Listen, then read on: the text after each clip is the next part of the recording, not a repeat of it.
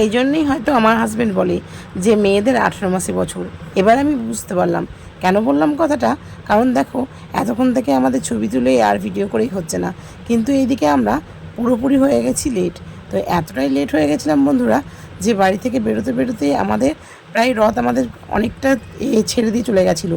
তো এই জন্যই দেখো, মনটা একটু খারাপ হলেও কী হবে, তবুও দেখো আমি কিন্তু স্টাইল মারতে ছাড়ছি না। তো দেখতেই পাচ্ছ, ফোন নিয়ে আমি এখন স্টাইল মারতে মারতে বোনকেও জিজ্ঞাসা করলাম। আর বোন পুরো লেট, আমি তাই বললাম যে বোন লেট হয়ে গেছে, কিন্তু অবশেষে তোমরা দেখতেই পাবে যে কে লেট হয়ে গেছে। তারপরে দেখতেই পাচ্ছ বেরিয়ে গেছি, তবুও কিন্তু মানুষের হয় না, দেখো কেউ বেরোচ্ছেই না।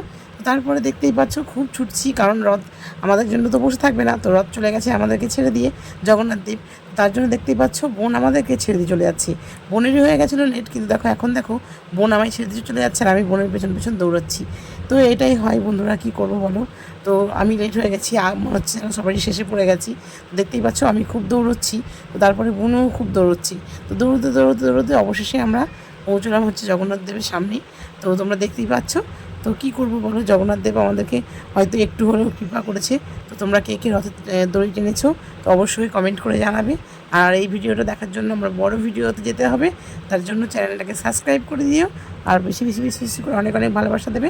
আর লাইক করতে কিন্তু একদমই ভুলবে না বন্ধুরা, কারণ এই চ্যানেলটিতে তোমাদের কাছে অনেক কিছু ভালো ভালো জিনিস আমি পৌঁছে দেবো।